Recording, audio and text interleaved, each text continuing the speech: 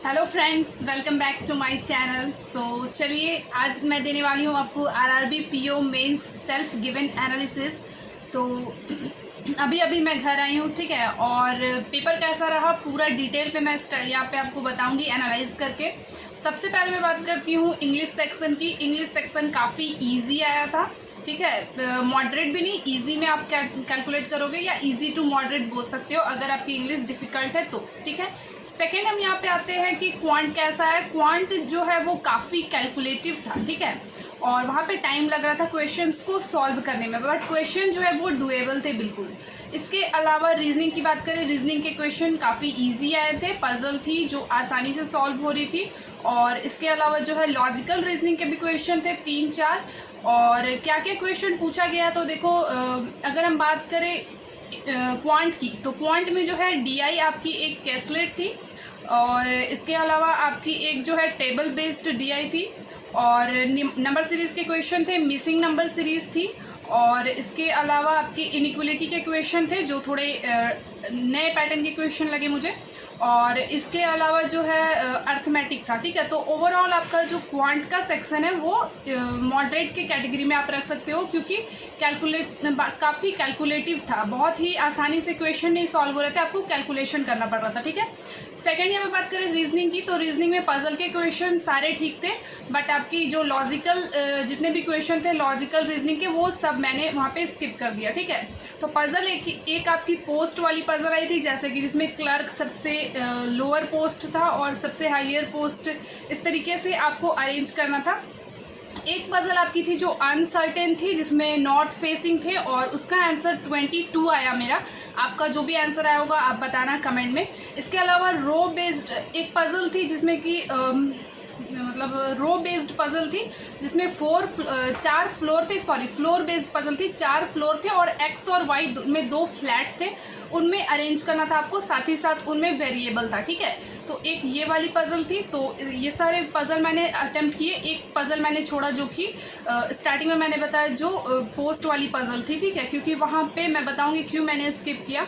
इसके अलावा इंग्लिश में जो है आपकी डीआई के रीडिंग कॉम्प्रिहेंशन के 2 क्वेश्चन आए थे, और इसके अलावा सेंटेंस रीअरेंजमेंट पे क्वेश्चन था ओल्ड पैटर्न पे, एरर डिटेक्शन के 5 क्वेश्चन थे, और सेंटेंस रिप्लेसमेंट के क्वेश्चन थे, और इतना ही था, ठीक है। तो ये इंग्लिश का रहा रिव्यू। इंग्लिश जो है वो इजी टू मॉडरेट थी, ठीक है। नेक्स्ट अगर हम बात करें कंप्यूटर की, कंप्यूटर का सेक्शन भी मॉडरेट था, इजी नहीं था बट मॉडरेट था, क्वेश्चन डुएबल थे। बट सबसे डिफ़िकल्ट आज का सेक्शन जो मुझे लगा, to be very honest, GS बहुत ही ज़्यादा डिफ़िकल्ट लगा मुझे। मेरे केवल और केवल 17 क्वेश्चन अटैम्प्ट हुए हैं जीए में, जिसमें से 4 क्वेश्चन मैंने जो है गेस किया है, और जीएस के वजह से ही मेरे जो है क्वांट और रीजनिंग में भी अटैम्प्ट कम हुए हैं, क्योंकि जीएस में मेरे केवल 10 क्वेश्चन अटैम्प्ट हुए थे। फिर मेरे को लगा कि अगर सेक्शनल क्लियर नहीं होगा तो फिर कैसे होगा, ठीक है। तो मैंने वापस से वहाँ पे एक एक क्वेश्चन को टाइम दिया, क्वेश्चन को अगेन अच्छे से पढ़ा, एक ऑप्शंस को मैंने अच्छे से वहाँ पे पढ़ा, और फिर इसके बाद कुछ क्वेश्चन मेरे और सॉल्व हुए। बट 4 क्वेश्चन फिर भी मैंने, जिसमें मुझे थोड़ा डाउट था 2 ऑप्शन पे, तो वैसे मैंने लगा दिया, ठीक है। तो जीएस का देखो, एक क्वेश्चन आपको आया था सल्यूट डॉक्टर्स किसका, मतलब किस बैंक की इनिशिएटिव है, तो ये आपकी आईसीआईसीआई बैंक की थी।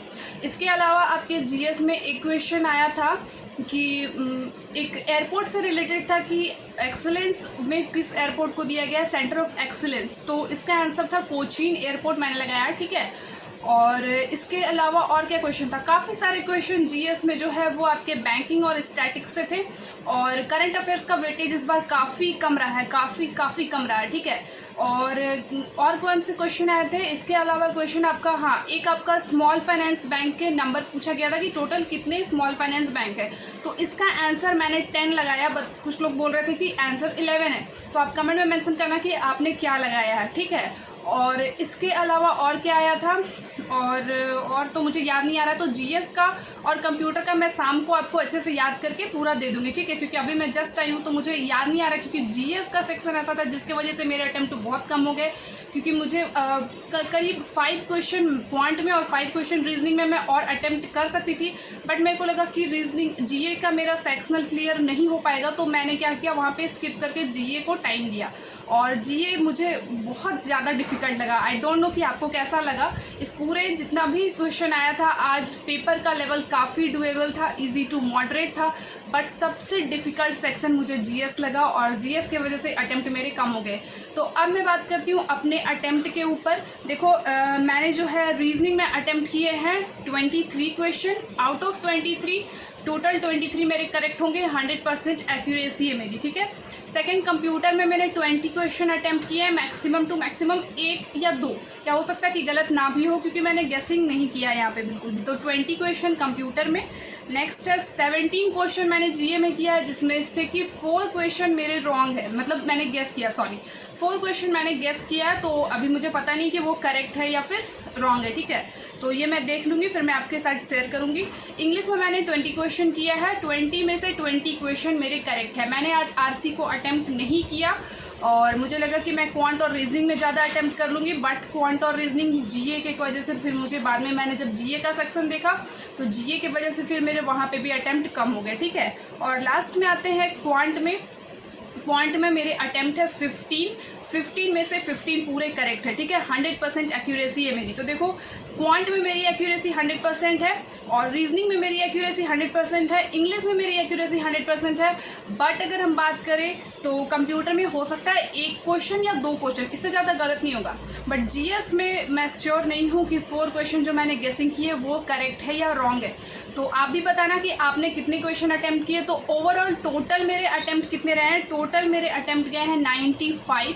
तो आपके भी जितने अटैम्प्ट आए हैं आप कमेंट में मेंशन करना। साथ ही साथ एक्सपेक्टेड कट ऑफ की एक वीडियो आज मैं शाम में आपके साथ शेयर कर दूंगी। स्टेट वाइज रहेगी वो, और लास्ट ईयर की कट ऑफ भी मैं उसमें बताऊंगी, और दिस ईयर क्या जाने के चांसेस है ये बताऊंगी, ठीक है। तो आज के लिए यहीं तक रखते हैं। अगर आपको आज की ये वीडियो अच्छी लगी तो लाइक करें, चैनल पे फर्स्ट टाइम आए हो तो सब्सक्राइब कर लेना। मिलते हैं नेक्स्ट वीडियो में। Till then take care and thank you so much for watching.